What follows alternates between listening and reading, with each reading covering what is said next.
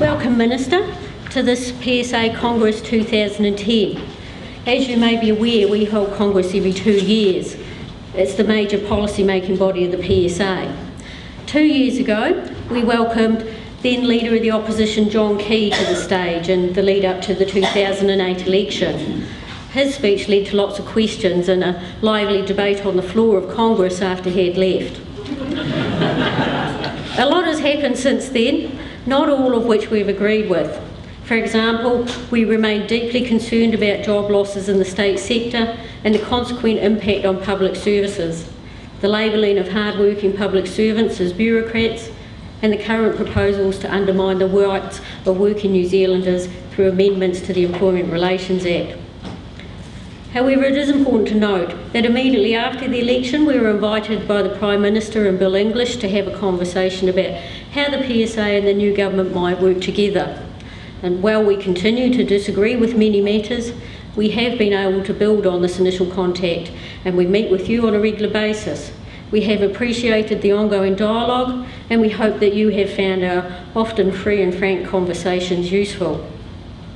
As Minister of State Services and also as Minister of Health, you occupy two of the most important portfolios for the PSA, although it is primarily in the former capacity that you are here today. The PSA is not content to focus just on pay and conditions. We have a proud tradition of thinking deeply about the future of public services, and we have a workshop on that subject tomorrow. We look forward to hearing from you what you have to say on where the state sector and now public services might be heading. Minister.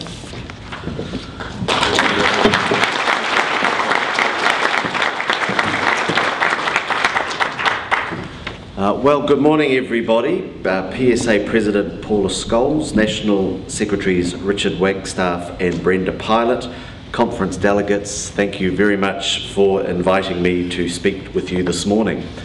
I'd like to start by acknowledging on behalf of the government the tremendous commitment and hard work of thousands of public servants who took part in the national effort following the Canterbury earthquake.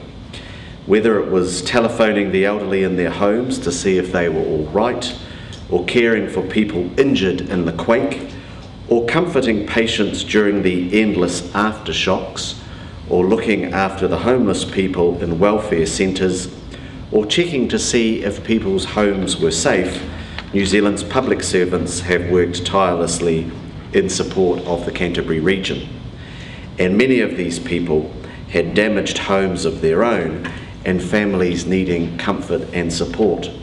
Yet they came in on that Saturday to help and stayed.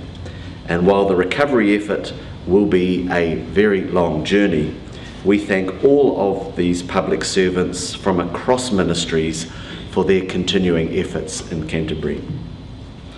Countries around the world are addressing how they can deliver the best possible public services in the face of large deficits, and it's fair to say that public services everywhere are feeling the squeeze. For most countries, the critical factor has been their ability to borrow money to keep their economies afloat. And where a nation has a relatively high domestic debt, then it is obviously very difficult for it to borrow billions more to fill the gap between spending and taxes, as this raises their national debt to dangerous levels. So most nations are using a mix of strategies depending on their relative financial positions when the economic crisis hit.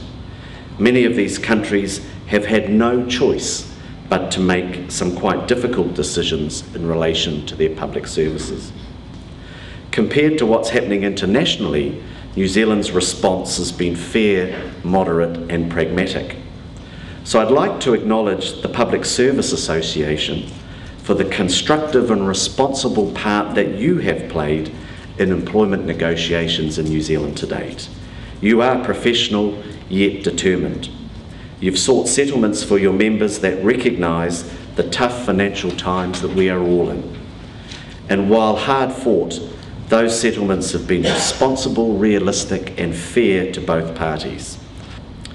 To support important public services here in New Zealand, the government is running very large budget cash deficits totalling $36 billion over the next 3 years.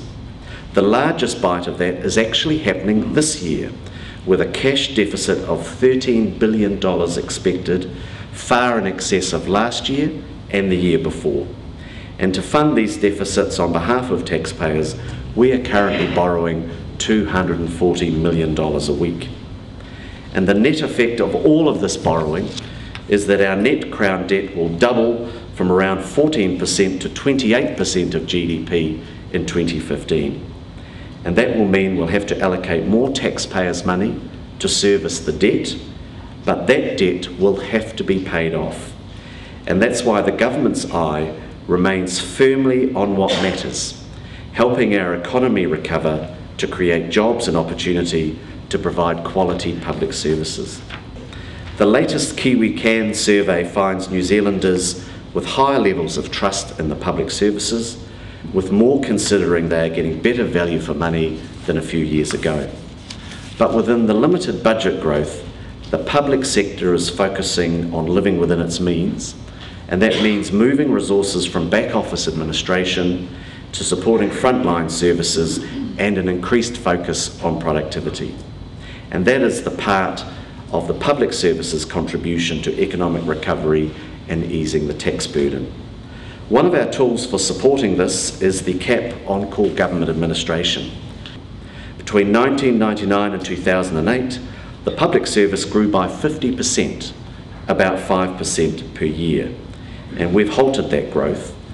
In the first year, there were 1,500 fewer core government administration positions, a 4% drop. Further reductions in core government administration staff can be expected. The pressure on government departments isn't coming off any year soon. The road ahead is long and the speed of change is accelerating. Most of your members and their employers will be confronting the reality that there will be no budget increase in your agency's funding for the next 3 to 5 years. And it is imperative that the public sector improve productivity and get more for taxpayers' dollars. And the best way to ensure sustainable pay improvements in the future is improved productivity. And when departments have to live with no extra money, it does mean that they have to get more from their current operations, especially if they are to provide pay rises for staff. The government wants the public sector to consider better ways of delivering its services. Where services can be clearly provided better by the private sector, it would be foolish not to have them do so. But this is part of the challenge to the public sector to outperform your counterparts in the rest of the economy. And we would encourage public servants throughout New Zealand to think about how the system can do better, and we welcome your perspectives and suggestions. With a strong focus on improving services to the public, I think we can certainly deliver for New Zealand taxpayers in these very difficult times. Thank you very much for the opportunity to come and speak with you.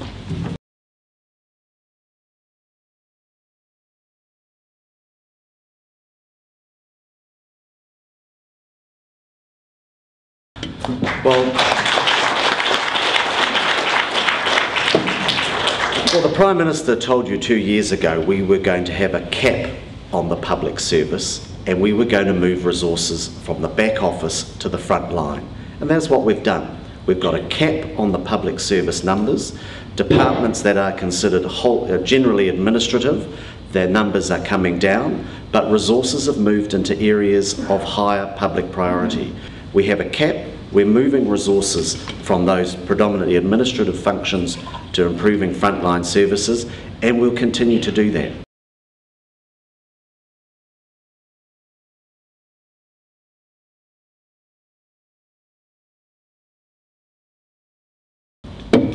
Well, the official government policy on mergers with the district health boards is that before the election, we said that we would not forcibly amalgamate any district health boards.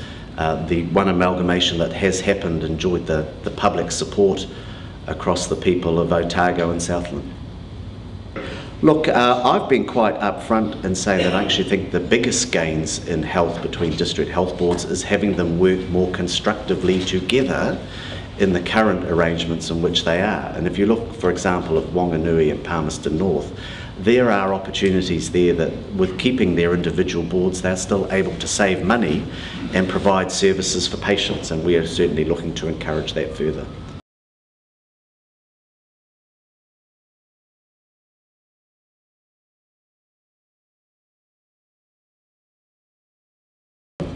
Well, the government thought very hard about it, and let's be quite clear, employers won't be able to unreasonably withhold union access to the workplace. But there are a number of cases where union access into the workplace has proven disruptive in the way that businesses are operating, and I think that you'll find that the changes are very reasonable, and those unions that behave in a very reasonable, responsive way will continue to have the access that they enjoy to date.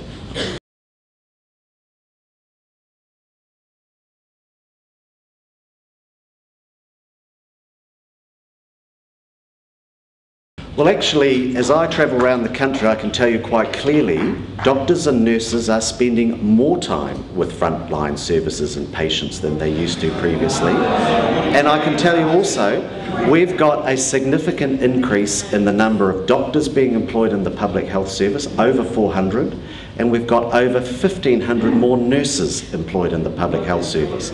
But I simply refuse to accept that the number of management and administration staff in the health service can grow from 8,000 in 2000 to 10,500 in 2008, and that we have to keep growing it. I will not accept that.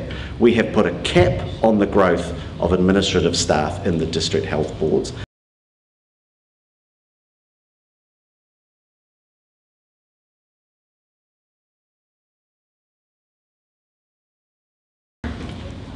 What I can be clear with you is that we have no plans to change the current arrangement with respect to how we fund the district health boards, who are responsible for funding the home support services in their communities. What I can tell you is that there was more money spent on home support last year than the year before, and this year district health boards will spend even more money on home support services, but we have no plans. We've got no plans to move towards a centralised provision of that service. That's a local responsibility for which we fund the district health boards, and they are spending more in that area this year than they did last year.